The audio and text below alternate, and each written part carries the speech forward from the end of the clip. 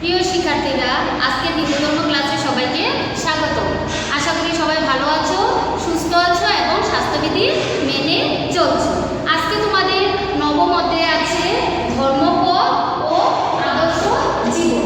এই ক্লাসটি নবম ও দশম শ্রেণীর জন্য প্রযোজ্য। ধর্মপদ, যে পথে চললে নিজে মুখ্য লাভ হয় এবং জগতের কল্যাণ সাধন হয় তাকে বলা হয় ধর্মপদ। ধর্মপদ হচ্ছে ন্যায়ের পথ, সত্যের পথ, অহিংসা বা কল্যাণের পথ। আমরা ধর্ম পালন করি। ধর্ম সম্পর্কে বলা হয়েছে আত্মমুখায় জগৎ দ্বিতায় হচ্ছে। ধর্ম সম্পর্কে বলা হয়েছে আত্মমুখায়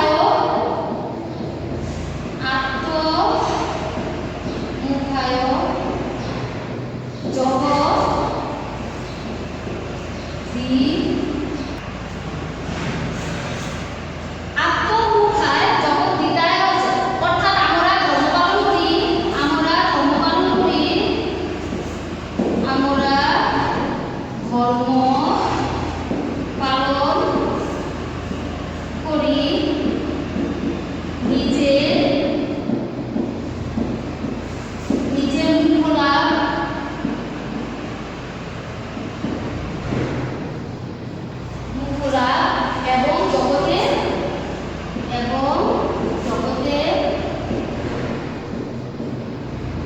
কল্যাণ সাধনের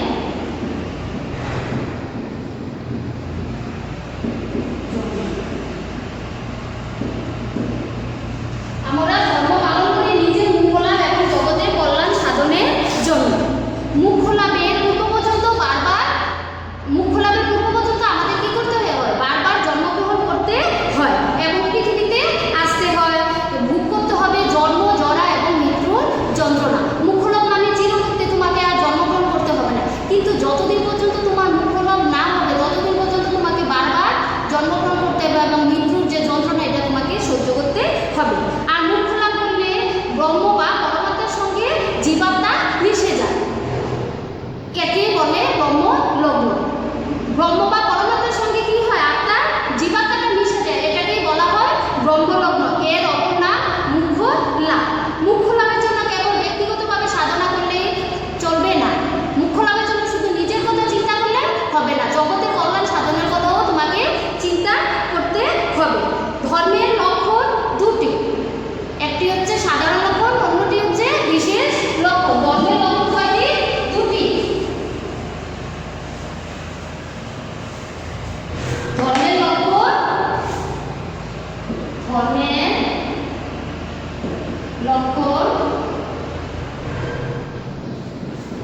লক্ষণ দুটি। এর সাধারণ লক্ষণ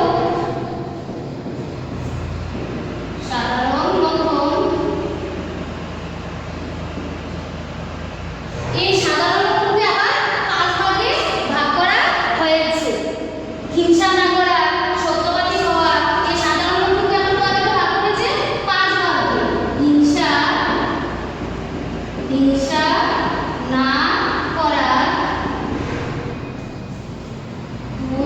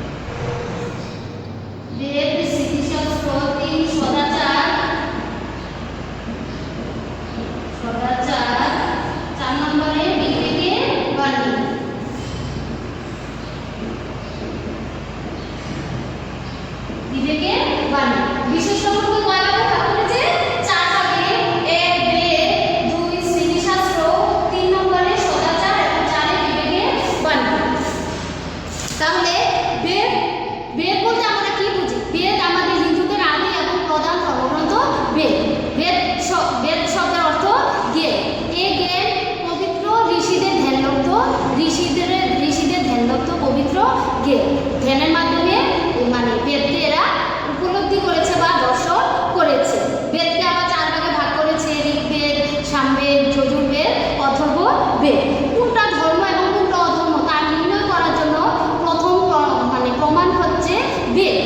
তারপর কি আছে দেখো স্মৃতিশাস্ত্র। ধর্মাধর্ম নির্ণয়ের পরেই কি আসে? স্মৃতিশাস্ত্র আসে।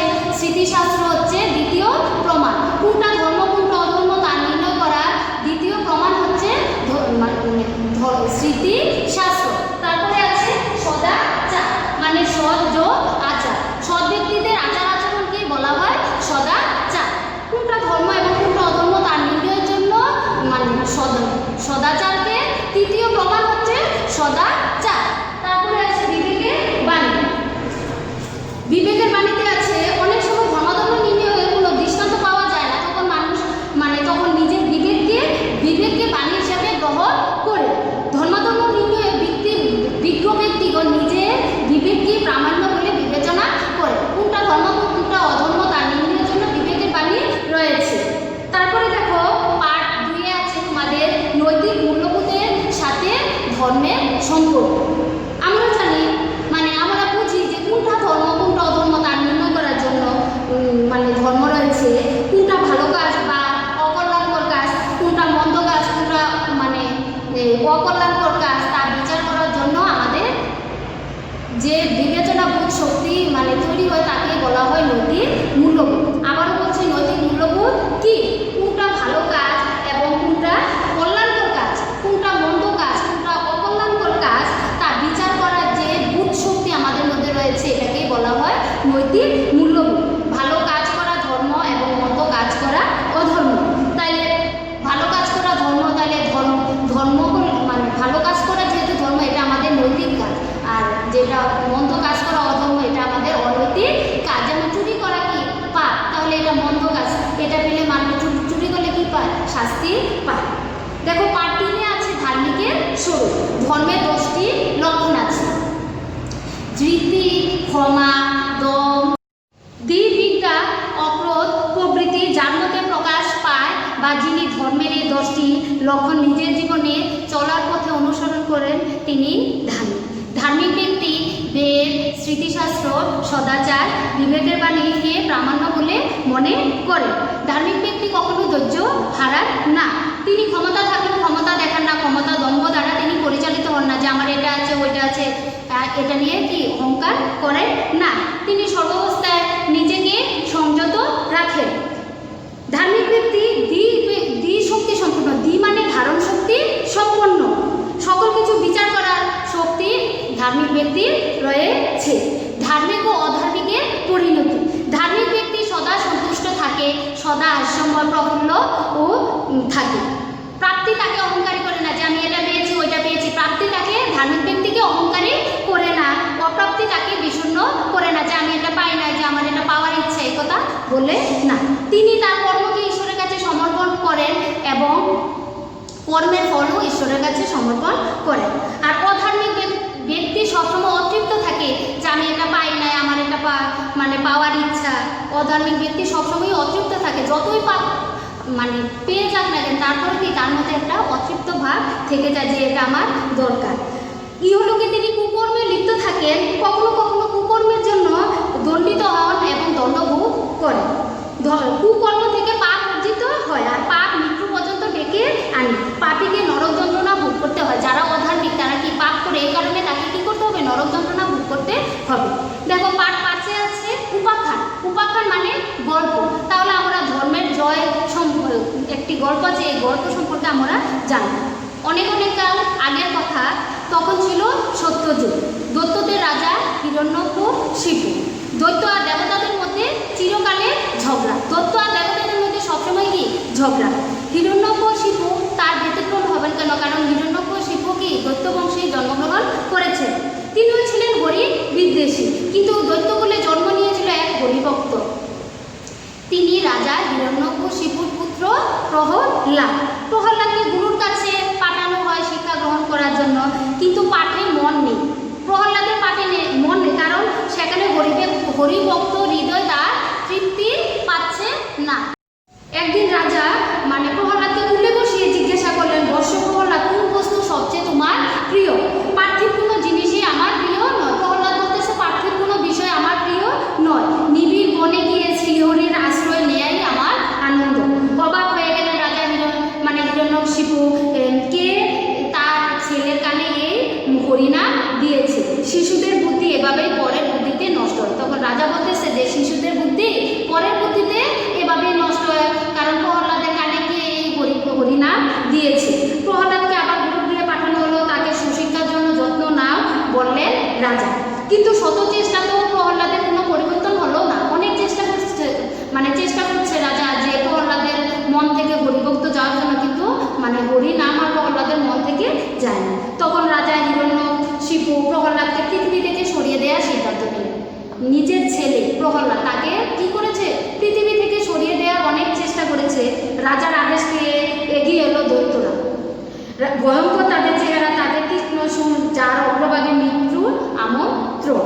বলশালী অসুরেরা বালক প্রহ্লাদকে কুসুম কোমল বক্ষ লক্ষ্য করে নিক্ষেপ করলো সুর, কিন্তু হরিনামের পবিত্র পক্ষে সে সুর বিদ্ধ হলো না। এদের সুর কি বিদ্ধ হলো না। প্রহ্লাদের দেয়া বিষ মিশ্রিত অন্ন দেয়া হলো, তারপরও হাতির পায়ের নিচে প্রহ্লাদকে চাপা দেওয়া হলো, তাকে নিক্ষেপ করা হলো বিষধর সর্পের প্রকোষ্ঠে, তারপরও প্রহ্লাদের জীবন নিতে পারলো না। কি হলো জিজ্ঞাসা করলেন রাজা। প্রহ্লাদকে কোনোভাবেই হত্যা করা যাচ্ছে না। মহারাজা বলল, গাত কেনা। মহাভূতে আরক্ত চক্ষু রাজা প্রহ্লাদকে বধ করার জন্য ছুটে গেলেন। এবার রাজা নিজেই কি করলো? ছেলেকে মারার জন্য ছুটে গেল। রে দুর্বিনীত, তুমি কার বলে আমার শত্রু পূজা করছিস? প্রহ্লাদকে বলতেছে, তুমি কার বলে আমার শত্রু পূজা করছিস, উপেক্ষা করছিস আমার আদেশ? ধর্মের বলে বাবা। প্রহ্লাদ বলতেছে ধর্মের বলে বাবা। যাকে তুমি শত্রু বলে মনে করছো তিনি শত্রু নন বাবা। হরিনাম এটা বলা রাজা ভাবতেছে যে এটা শত্রুরা প্রহ্লাদের কানে দিয়েছে, যে যাকে হরিনাম বলে যে শত্রু নন বাবা বলেছে, তিনি সকলের বন্ধু, সকলের প্রাণ, সকলের ত্রাণকারী প্রভু। প্রভুকে রাজা শত্রু মনে করতেছে, যে প্রভু যে ঈশ্বর তাকে কি শত্রু? তিনি সর্বত্র আছেন, সর্বত্র থাকেন, সর্বত্র থেকে আমাকে রক্ষা করেন। তখন প্রহ্লাদ বলতেছে যে এই প্রভু সর্বত্র আছে, সর্বত্র থেকে আমাকে রক্ষা করেছে। প্রহ্লাদকে মারার জন্য কত চেষ্টা করছে, সুর নিক্ষেপ করছে, তারপর বিষ মিশ্রিত অন্ন দিয়েছে, হাতির পায়ের নিচে ফেলেছে, কত চেষ্টা করেছে প্রহ্লাদকে মারার জন্য, কিন্তু মারতে পারেনি। এভাবে সত্যের জয়। তারপরে দেখো সততাই উৎকৃষ্ট পন্থা। মিথ্যার আশ্রয় নিলে তার ফল ভালো হয় না। মিথ্যার আশ্রয় নিলে কোনো সময় কি হয় না, ফল ভালো হয় না। এরকম একটি গল্প আছে, গরিব কাঠুরিয়ার সততা। ছায়া সুনিধি ছোট্ট একটি গ্রাম, গ্রামের পাশে বন, আর গ্রামের পাশ দিয়ে বয়ে চলছে ছোট্ট একটা নদী। ওই গ্রামে বাস করতো এক কাঠুরিয়া, পাশের বন থেকে কাঠ বিক্রি করে সংসার চালাতেন তিনি। এই গরিব কাঠুরিয়া কাঠ বিক্রি করে সংসার চালাতেন। কাঠ বিক্রি করে যে টাকা হতো, এই টাকা দিয়ে ভাত, ডাল এগুলো নিয়ে আসতো বাসায়। একদিন তিনি বনে কাঠ কাটতে গেছেন, সে গাছের ডালটা তিনি কুঠার দিয়ে কাটছেন। সেটা নদীর উপর দিয়ে নদীর দিকে অনেকটা এগিয়ে গিয়েছে। যে গাছের ডাল কাটতেছে ওই ডালটা অনেকটাই কি ছিল, নদীর উপরের দিকে ছিল। গাছের ডালটা কাটার সময় হঠাৎ একটা কি অঘটন ঘটল। কাঠুরিয়ার অসতর্কতার কারণে তার কুঠারটা পড়ে গেল নদীতে। কাঠুরিয়ার অসতর্কতার কারণে কি করলো, নদীতে তার কুঠারটা পড়ে গেল। ঘরে খাবার নেই, কাঠ বিক্রি করে তারপর চাল ডাল সব কিনবেন, তবে পরিবারের সবাই মিলে খাবেন। এই কথা ভেবে কাঠুরিয়া কি করলো, সবাই উপোস করতে হবে এই কথা ভেবে কাঠুরিয়া মনে দুঃখে কাঁদতে লাগলো। কাঠুরিয়া দুঃখে জল দেবতা দয়া হলো। তখন জলের দেবতার কি হলো, কাঠুরিয়া কাঁদতেছে এটা দেখে জল দেবতার দয়া হলো। তিনি নদীর ভেতর থেকে উপরে উঠে এসে এলেন। শরীরের অর্ধেকটা জল, অর্ধেকটা জলের উপর, অর্ধেকটা শরীর জলের নিচে এবং অর্ধেকটা শরীর কি জলের উপরে। শুনো কাঠুরিয়া, কাঠুরিয়াকে বলতেছে শুনো কাঠুরিয়া। ডাক শুনে নদীর দিকে তাকাতে কাঠুরিয়া দেখলো জল দেবতা তাকিয়ে আছে তার দিকে, মিটিমিটি হাসছেন। তার হাতে একটি সোনার কুঠার, জল দেবতার হাতে একটি সোনার কুঠার জল দেবতা কাঠুরিয়াকে জিজ্ঞাসা করলেন এই কুঠারটা তো তোমার তাই না? জল দেবতা তখন মানে সোনার কুঠারটা প্রথম নিয়েছে যে কাঠুরিয়ার মুখ আছে কিনা এটা দেখার জন্য। কাঠুরিয়া জল দেবতা হাতের কুঠারের দিকে তাকালো। রোদের আলো ঝকমক করছে সোনার কুঠা, তখন অনেক রৌদ্র ছিল, রৌদ্রের আলোতে এই সোনার কুঠারটা কি ঝকঝক মানে ঝকমক করছে। ওই কুঠারটি তার নিজের বলে নিয়ে নিতে পারেন তিনি, তাতে তার দারিদ্র দুঃখ কষ্ট দূর হয়ে যাবে। কারণ সোনার একটা কুঠার, এটা নিলে কাঠুরিয়ার কি হবে, দুঃখ কষ্ট যা আছে সব দূর হয়ে যাবে। সোনালি সুখের আলোতে ভরে উঠবে তাদের জীবন, তাদের সংসার, কিন্তু তাদের ধর্ম নষ্ট হবে। যদি মিথ্যা কথা বলে কাঠুরিয়া তাহলে কি হবে, তাদের ধর্ম নষ্ট হবে, অসৎ হয়ে যাবে তিনি। এক মুহূর্তে সবটা ভেবে নিয়ে কাঠুরিয়া মাথা নেড়ে বললেন, জল দেবতাকে জানালেন যে ওটা আমার কুঠা নয়। মাথা নেড়ে বলতেছে যে এটা আমার কুঠা নয়। তাই নাকি? হেসে বললেন জল দেবতা, একটু অপেক্ষা করো, আমি আসছি। তখন আবার কি করলো, জল দেবতা আবার ডুব দিলেন নদীর জলে। জল থেকে উঠে এসে তিনি কাঠুরিয়াকে একটি রূপার কুঠার দেখালো। প্রথম কি দেখালো, সোনার কুঠার দেখালো, তারপরে একটি রূপার কুঠার দেখালেন। এবারও কাঠুরিয়া জানালেন যে ওই কুঠারটি আমার নয়। জল দেবতা কাঠুরিয়াকে অপেক্ষা করে নদীতে আবার জলে ডুব দিলেন। এবার তিনি নিয়ে এলেন কাঠুরিয়ার নিজের লোহার কুঠার। তৃতীয়বার ডুব দিয়ে কি করলো, ওই যে কাঠুরিয়ার লোহার কুঠারটি ছিল ওই কুঠারটি নিয়ে আসলো। কাঠুরিয়া সেই লোহার কুঠারটি দেখে বলে উঠলেন, হা হা হা, এই তো আমার কুঠার। জল দেবতা মুগ্ধ হলেন দরিদ্র কাঠুরিয়া সততায়, যে সোনার কুঠার দেখেছে, রূপার কুঠার দেখেছে, তাও কি বলে নেয় যে এটা আমার, কিন্তু লোহার কুঠারটা দেখে কাঠুরিয়া বললো এটাই আমার কুঠার। তখন জল দেবতা এই মানে সততা দেখে মুগ্ধ হয়েছে। তিনি কাঠুরিয়াকে সোনা ও রূপার কুঠার দুটি দিয়ে দিলেন। তখন কাঠুরিয়াকে কি করলো, সততায় দেখে কাঠুরিয়াকে, গরিব কাঠুরিয়াকে সোনার কুঠার এবং রূপার কুঠার দিয়ে দিলেন। তাই না দেখে কাঠুরিয়ার দারিদ্র দূর হলো। এখন কাঠুরিয়া সোনার কুঠার পেয়েছে, রূপার কুঠার পেয়েছে, এটা দেখে এটা মানে এই কুঠারটি দিয়ে কি হলো, তার দারিদ্র দূর হলো, তার কষ্ট কমে গেল। কুড়ে ঘরের জায়গায় দালান ছিল কি, কাঠুরিয়ার কুড়ে ঘরে এখন দালান উঠলো, বেশ কিছু জমিও কিনলো। তাই না দেখে গায়ের মোড়ল অবাক হয়ে তাকালো। এটা দেখে গায়ের মোড়ল ভাবতেছে যে ছিল মানে মুরল ভাবে যে কিছুদিনের মধ্যে গরিব কাঠুরিয়াকে ধনী হয়ে গেল। তো মুরল মানে এগুলো ভাবে, তারপর কাঠুরিয়াকে জিজ্ঞাসা করে, কাঠুরিয়ার কাছে তার সব কথা শুনতে পায়। তখন ও তাহলে এই কথা, মানে কাঠুরিয়া জল থেকে জল দেবতায় তাকে সোনার কুঠার রূপার কুঠার দিয়েছে, এই কথাগুলো শুনছে। তারপর মুরল বললো যে ও এই কথা, জল দেবতার কৃপায় ধনী হয়েছ। মনে মনে বললেন তিনি, মানে মনে মনে বলতেছে যে জল দেবতার কৃপায় ধনী হয়েছ, এখন যে সবাই মিলে উপোস থাকতে হবে, মনের দুঃখে কাঁদতে লাগলেন তিনি। তখন মুরল আবার কি করলো, নদীর পাড়ে গেল, গিয়ে আবার মুরল মনে দুঃখে কাঁদতে লাগলো যে সবাই যে উপোস থাকতে হবে। তারপর ইচ্ছে করে হাতে লোহার কুঠারটি নদীতে ফেলে দিল। তখন মুরল ইচ্ছা করে কি করলো, লোহার কুঠারটি নদীতে ফেলে দিল। হাউমাউ করে কাঁদতে লাগলেন মুরল। জল দেবতা উঠে এলেন এবং সোনার কুঠার দিলেন। এই কুঠার কি তোমার? তখন জল দেবতা আবার উঠে আসলো, উঠে এসে জিজ্ঞাসা করলো সোনার কুঠার নিয়ে যে এই কুঠারটা কি তোমার? লুভে চকচকে মুরলের চোখ, মানে মুরল তো ছিল লুভি, তিনি ব্যগ্র কণ্ঠে উঠলেন যে হা হা, এটাই আমার কুঠার। জল দেবতা খুব রেগে গেলেন, তিনি সোনার কুঠার দিয়ে ডুব দিলেন নদীর ভেতরে। অনেকক্ষণ হয়ে গেল, আর জল দেবতা উঠে আসলেন না। জল দেবতা আর উঠলেন না। মুরল মানে বিষণ্ণ মনে ফিরে গেলেন তার গায়ে, কারণ মুরল ছিল লুভি। মিথ্যাচার নয়, সততাই সর্বোৎকৃষ্ট পন্থা, এ কথাই মানে এটা থেকে আমরা জানতে পেরেছি। এখন দেখো শিষ্টাচার। শিষ্টাচার নম্র ভদ্র ও শিষ্ট আচরণকে শিষ্টাচার বলে। শিষ্টাচার কাকে বলে? নম্র ভদ্র ও শিষ্ট আচরণকে শিষ্টাচার বলা হয়। শিষ্টাচার মনুষ্যত্বের অন্যতম প্রধান উপাদান।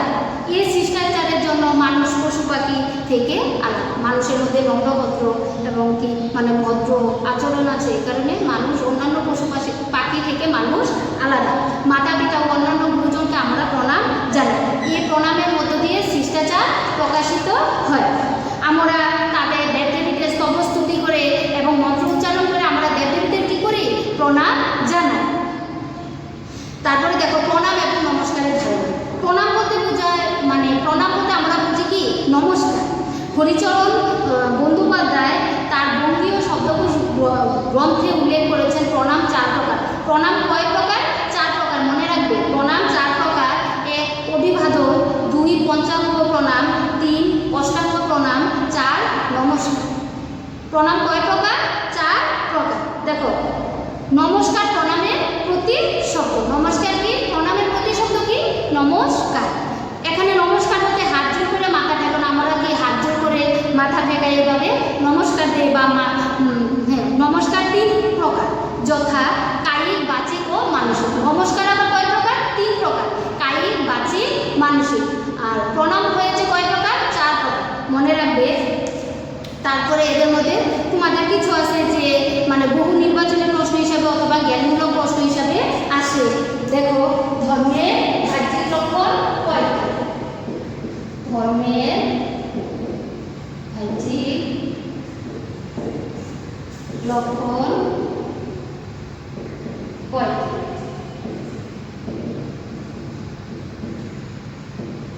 ধর্মের বাহ্যিক লক্ষণ কয়টি? উত্তর 10টি। 10টি। দেখো প্রশ্ন 2। দেখো প্রশ্নে কি আছে? ধর্মের বাহ্যিক লক্ষণ কয়টি? উত্তর কি হবে? 10টি। প্রশ্ন 2 দেখো, প্রণাম। প্রণাম কয় প্রকার?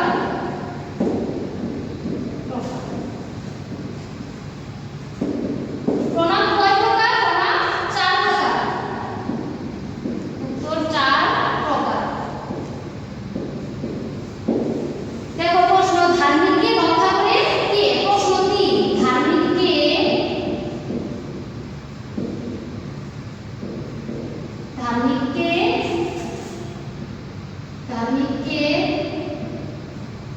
কে রক্ষা করে?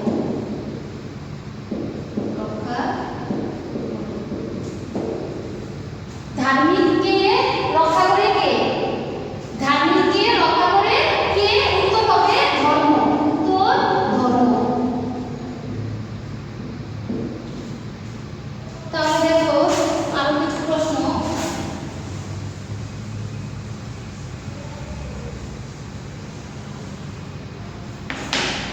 গরিব কাঠুরিয়া কিভাবে সংসার চালাতো? গরিব কাঠুরিয়া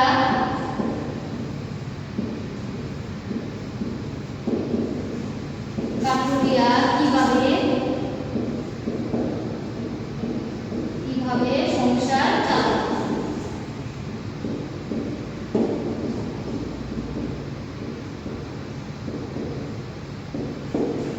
গরিব কাঠুরিয়া কিভাবে সংসার চালাতো? উত্তর কাঠ কেটে।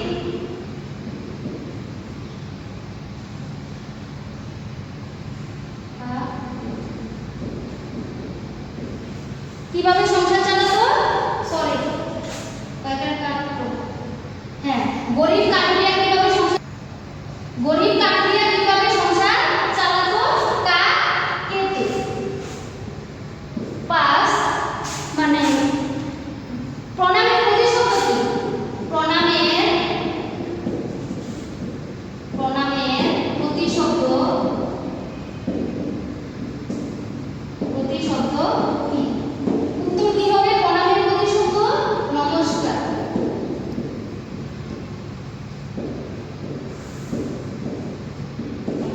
এভাবে তোমার কিছু প্রশ্ন তৈরি করে নিবে।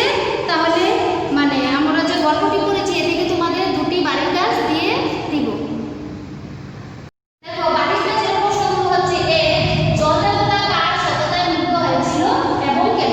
জল দেবতা কাঠুরিয়ার স্বপ্ন দেখে মানে কাঠুরিয়াকে দেখে মুগ্ধ হয়েছিল। কাঠুরিয়ার সততা দেখে মুগ্ধ হয়েছিল যে জল দেবতা কাঠুরিয়াকে সোনার কুঠার দিয়েছে, রূপার কুঠার দিয়েছে, তাও মানে জল দেবতা বলে নাই যে এটা আমার কুঠার। এই সততা দেখে মানে জল দেবতা মুগ্ধ হয়েছে এবং জল দেবতা কাঠুরিয়াকে সোনার কুঠার এবং রূপার কুঠার দিয়ে দিল।